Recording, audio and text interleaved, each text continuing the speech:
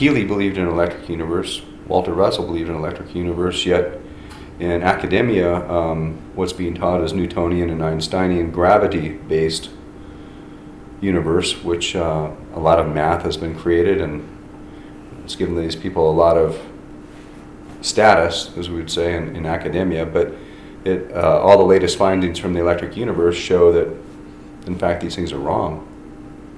Well, they're not so much wrong as they are incomplete. Mm-hmm. You know, they're dealing with half a deck. And the electric universe stems from a totally fundamental difference in philosophy, in that there are these two forces that contract and expand. Those are the two motions, fundamental motions of the universe. The contracting force creates this thing we call the electric streams, or the electric currents that Keeley talked about and Russell talked about. And it's not so much gravity. Gravity is an effect of this contractive force. It's not a force of and by itself, which is what they use. You know, they base everything they do on gravity, because that was Einstein. Everybody wants to be great like Einstein. Well, Einstein didn't have it right. He only had it partly right. Right. And we have to back up and be adults and admit, well, you know, some of this stuff's not really right. And what is right? And we need to sort it all out. And just because somebody's put on a pedestal to be the king doesn't mean we should follow him. I mean, the guy doesn't have any clothes on. Right. The emperor wears no clothes. Yeah, it's just it's favoritism. It's peer pressure. It's, you know, we got all these government contracts, and if you want any of this money, you got to do it the way we want you to do it. And we don't care about the truth. We don't want to liberate the individual in society. We want to keep them locked down. And so all of our science and industry is based upon that premise, you know, warfare. Mm-hmm. There's infinite money out there to create devices to kill people. Right. But we can't get any money at all to help and nurture people. Sure. So it's upside down. And until humanity starts to wake up and they start to improve themselves and realize that this is all about us as humans, not about the money, not about the power structures, the hierarchies, the government, and all this other stupidity that's been created. It's about us and our hearts and our souls. And until we give value to that, we're never going to have this science. It's not going to come out to a humanity that's going to kill other portions of humanity with it. You know, it's not going to happen. And it won't work. One of the interesting things about Keeley's etheric force, which is a mind force, is it's highly sympathetic to thought, because that's what it is, thought. If you've got negative thoughts, it disperses this energy, makes it go haywire. But if you're a loving, compassionate human being, the energy condenses. So here's your electric universe coming together to condense into ever-increasing amounts of power for our use. But if your heart's not right, poof, you got nothing. And these machines will never work for you. Makes me wonder about, like, the Atlantean civilization, Numeria, if they might have had a power similar to this. That once it, you know, the fall of man, as so many religions and mythologies talk about, if they didn't nearly destroy themselves, or did destroy themselves. And there's also talk of Russell when he mentioned the planet between Mars and Jupiter, and he was insistent that it at one time was an Earth and was not destroyed by any natural means. Yeah.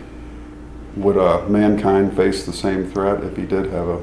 He always has. He's always done it over and over and over again.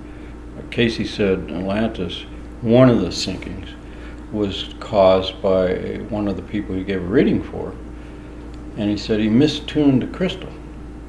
Well, if you can sink a continent simply by mistuning a crystal, what kind of power is that?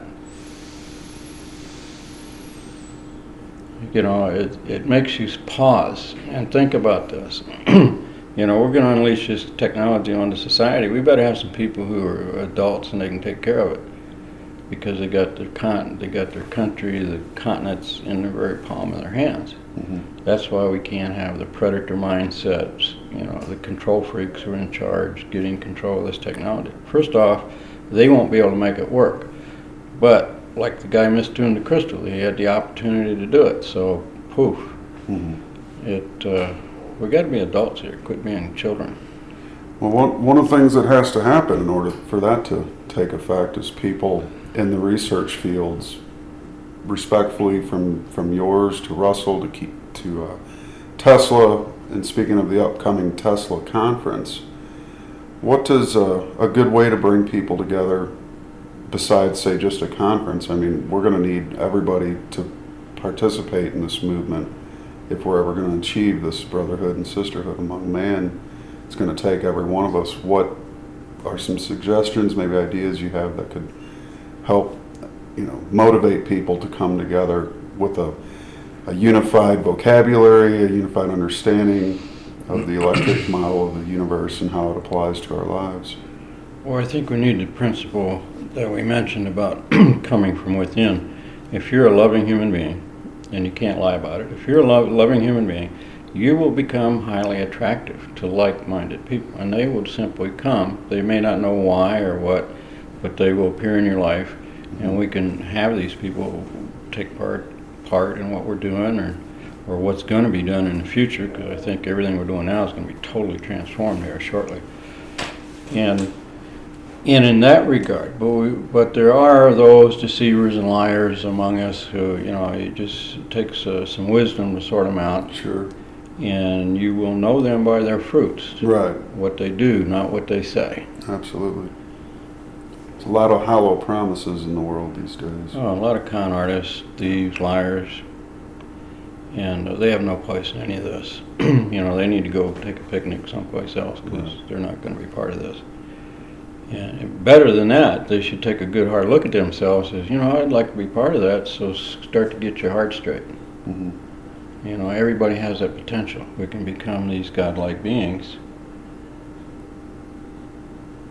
through personal desire. And that's the only thing that's going to make it work. You can't tell them, you can't preach to them, you can't, they have to make that decision. The journey is indeed within, there's no doubt. Well, you want to give a shout out to the listeners about your upcoming presentation at the Tesla Tech Conference in Albuquerque, New Mexico. This weekend, the 28th of July through the 1st of August. I've prepared a presentation which is basically an outline to touch on the high points of what scalar forces are and what mind forces are, and to show that they're the same thing. We've all been talking about the same thing. Different contexts, different jargons, different languages, but it's all the same. And then I'm going to talk about just an intro about how that scalar force becomes, which is a potential force, how that becomes kinetic and usable force. I'm just going to touch on it. But concurrent with that, we're going to be offering a CD in the bookstore that will contain a much broader presentation of these, much more expanded presentation of these points. And that'll be available through svpvril.com. That's correct. We'll offer it through that. And at the conference, I think it's going to be through the bookstore. Excellent. And there we go with it. I also want to make mention of a project that I'm contemplating to build a new mathematics. If you look at the current mathematics for scalar science, it's just total, it just stuns the mind to go through some of these mathematical treatises, and some of the points that they're trying to model with their mathematics are incomplete. And so I want to develop a whole new mathematics that goes beyond this antiquated system of symbolism that mathematics is. It started thousands of years ago, and we've inherited this thing, and it's a mess. Anybody's ever dug into it, and this thing's a mess. So why don't we create a mathematics based on symbolism that bypasses the ego mind and goes directly to the higher mind? There you go. Because the scalar forces are higher-minded forces, and the intellect can't go there. The intellect simply can't grasp the nature of scalar forces and mind itself. I've often heard it said that only mathematicians can understand the universe, and I find that kind of absurd. I think absurd. Yeah. I think poets and musicians understand it a lot better than any mathematician will ever understand it. So we take elements of those, because music spans the distance between materiality and the spiritual realm and the scalar realm. It's the only system that does that. listen to Bach or Mozart. Yeah. I mean, that's what they do. And mathematicians can't go there because it's all intellect, it's all ego, and it's just mind-numbing brain deadness.